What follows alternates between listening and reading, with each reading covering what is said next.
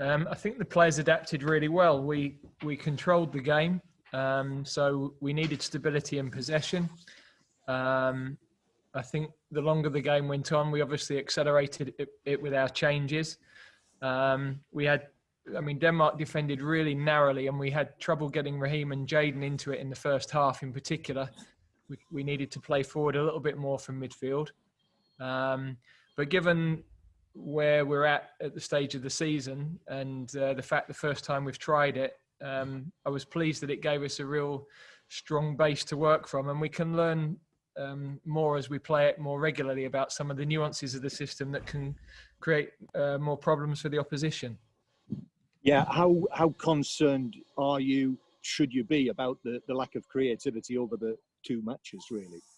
No, I'm not concerned because we've got those players, and in the first game there was just no space at all, and the physical conditioning of the players and the lack of training time and the lack of match minutes was a huge factor. Today we tried something different, and I think some of the outlets. I mean, Trent hasn't had a minute of match football this season, so he got good minutes under his belt.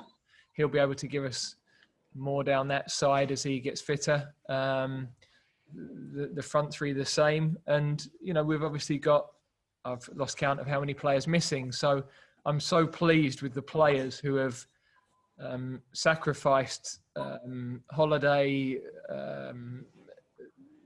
really paid good attention to keeping everybody secure over the last few days. They have given everything, and lots of debuts across the two games. Some real pluses in people like Eric Dyer, who's had two excellent performances at centre-back. I thought Kalvin Phillips came into the game well. He started a little bit nervously, but I thought he really emerged into it.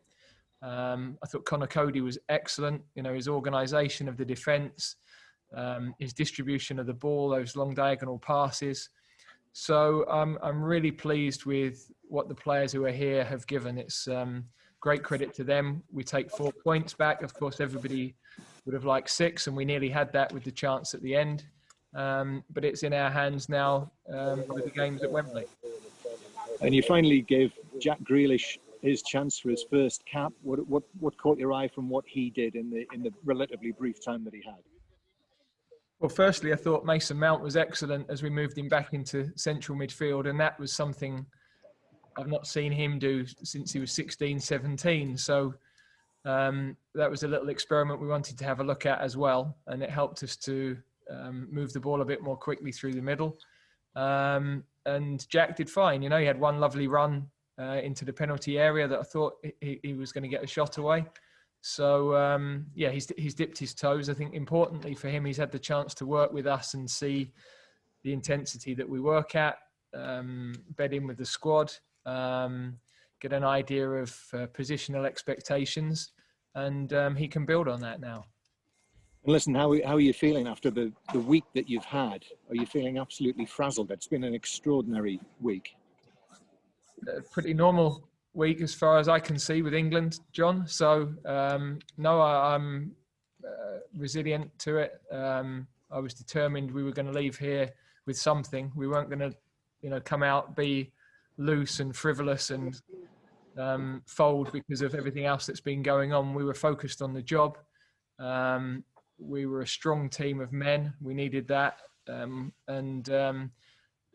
get through the two games the way the players have at this stage of the season, we shouldn't really have been playing, frankly. It doesn't work for clubs, and it doesn't work for the product of international football. Not ideal for any of the players, but the games went ahead, and I really have to praise the effort and the endeavour of the players enormously. Let's go. We'll briefly stick with radio broadcasters and go to Faker Rivers from TalkSport next. Hi, Gareth. Bearing in mind what John just said and the week that you've had, were you pleased to come away with a point? Obviously, a goal would have been better, but you got yourself a clean sheet. Are you relieved in a way? No, we want to win the game, and had we managed to finish the chance at the end, of course, is the obvious one. But being a little bit better in that final third, then we had enough control of the game to have maybe created more chances than we did. But that will come. So, yeah, I think we needed a night where we had as much experience on the pitch as we could and stability. There's been mayhem, frankly, for 3 weeks, and 2 clean sheets and solid performances and strong focus on playing. It was great credit to the players that were here. You said you weren't concerned about the lack of creativity, but Mason Mount and Jack Grealish really made a difference when they came on. Is there an argument to say they maybe could have been brought on a bit earlier? I think you have to get a foothold in a game, and Mason has never, I don't think, has played that role in first team football. So it was something that we felt as the game developed, and we've talked about having a look at him in the past, but you've got to make the changes at the right times, and we didn't know if others could last the 90 minutes. We knew we were going to need to get Trent off because he hasn't had any match minutes at all. So it's a bizarre thing, really. You're playing an elite level game, international level, and you're having to really time your subs carefully because, Kieran Trippier went with cramp 5 minutes from the end. That could have been a number of others long before the end. So, of course, you might manage that game differently in a different period, but that's what we had to do today. Obviously, there's been a lot of attention on Jack Grealish, of course. What did you make of his debut? Well, firstly, I thought Conor Coady's debut was absolutely outstanding. He organised the game. He organised his teammates. His use of the ball was excellent. I thought Kalvin Phillips, his debut, was one he can be proud of. He got more and more comfortable as the game wore on. Obviously, Jack, we gave about 20 minutes, and he had one nice run where he dribbled into the box as he can and drew challenges and looked like he might get a shot away, but wasn't quite able to. So for him, I think a good experience to be with us and to see how we work and the intensity of the play. And I'm sure he'll be energised going back to his club now and knows exactly what we're looking for from him. And he's enjoyed, he fits in well with the group. He's a good kid. I've worked with him with the under-21s, and he's a smiler, which is great and brings energy. Just finally, I understand that you've spoken to both Mason Greenwood and Phil Foden. What do they now need to do to regain your trust and be selected for England again? And is October too early for them? Well, I've got a lot to think about. I mean, it's, as you say, trust needs to be rebuilt, and that takes time. And I think with both of the boys, I said yesterday, there has to be consequence to what's happened. And then we've got to try to help them rebuild because, young people often, older people do. But that doesn't mean that, you take that, hold that against them forever. They've got to have a chance to rebuild, and with the spotlight that's on them, with what they're having to go through at the moment, with what their families will be having to deal with, then that's an incredible ordeal for young people. And I don't think you can underestimate the impact that will have on them. So I have to try to help with their club as well, that rebuilding process, but also be very clear to them and all the other players, the expectations and the responsibilities when you wear the 3 lions and the importance of that pride in the shirt and everything that means. Thank you, Gareth. Okay. Thanks, Faye. Rob Dorset, Sky Sports News. Hi, Gareth. Do you think? I mean, look, I know how difficult a camp this has been for you. You just used the word there. I think that's the strongest I've heard you say, that it's been mayhem for 3 weeks. Do you think that what happened with Greenwood and Foden had an impact on the rest of the squad? Were the teammates angry with them, and did it actually disrupt them, the squad as a whole more than perhaps we realised? I think the players that are still here did remarkably well to keep their focus on the game. I think we've talked all week about the need to adapt to whatever situations are thrown at us, and there's a strong mentality within this group of players over the course of 3-4 4 years, you know, they've had some incredible nights, really amazing experiences. Places, you know, the evening in Bulgaria was an incredible one. The tough matches that we've had to come through. So those experiences, those shared experiences as a group, for that core group, have really helped them to build a fantastic spirit. And people like Coady, Ward-Prowse, Ings coming in, you know, all of the players who've come in, the more experienced ones have added to that group, and they've picked up the thread. They understand how we want to work. We've of course had a disappointing, or more than disappointing, sideshow yesterday, but the rest of the group showed with their mentality that tonight they were here to do business. And of course, I know exactly the reaction on whatever it is people choose to react on Twitter or whatever it is, and I know 100% what all those comments will be, 100%. But I'm proud of the way the players played. They played with great responsibility.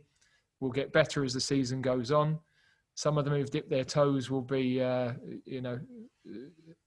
enriched for the experience. And we move forward with 4 points, 2 clean sheets. Thanks, Rob. We've got 2 more to finish, starting with Matt Law from The Telegraph. Hi, Gareth. I was just wondering, because we spoke to you quite early in the day yesterday, and you obviously have to yourself more details of what actually happened with Phil Foden and Mason Greenwood, and we've since found out more details just through things emerging. How shocked are you actually as you find out more details of what actually occurred? Yeah, I don't really understand how players could have felt that was acceptable. So that is a puzzle to me at the moment. But you know, what's clear is that we talked about a COVID breach, and initially that was 100% what we needed to take control of. We had to act quickly. We had to make sure that we got the right decision. Clearly, what's emerged since has meant that whether there'd been a COVID situation or not, we'd have been sending the players home anyway. So, you know, everybody else needs to understand that that's not going to be tolerated within an England camp. Thanks, Matt. And we'll finish with Simon Peach from Press Association. Hi, Gareth. It's obviously there's been some serious negatives, but is there a lot of positives you can take as well from this? And do you feel like you need a bit of a lie down after the last fortnight? No, I don't need to lie down. I've had 6 months lying down. I don't wish to go through that any further, thanks. So I think that our back three tonight were excellent. Joe Gomez very stable. Conor Coady we've talked about. I think Eric Dyer's had 2 excellent games at centre half, and that's a real plus for us and for him, because we wanted competition for places in that area. And there's no doubt in my mind he can be a top centre back. And you know, I've had long conversations with him about that change of position over the last 18 months, and I think he showed tonight and earlier in the week what he's capable of. You know, it's always nice to give debutants their opportunity, and I think everybody that's debuted has done well. You know, Ainsley only had a brief spell at the end, but when you give somebody a brief spell like that, you need to have the faith that they're going to do the job. And he recovered and did an excellent piece of defending. He made a super run in behind their defence that almost created a winner.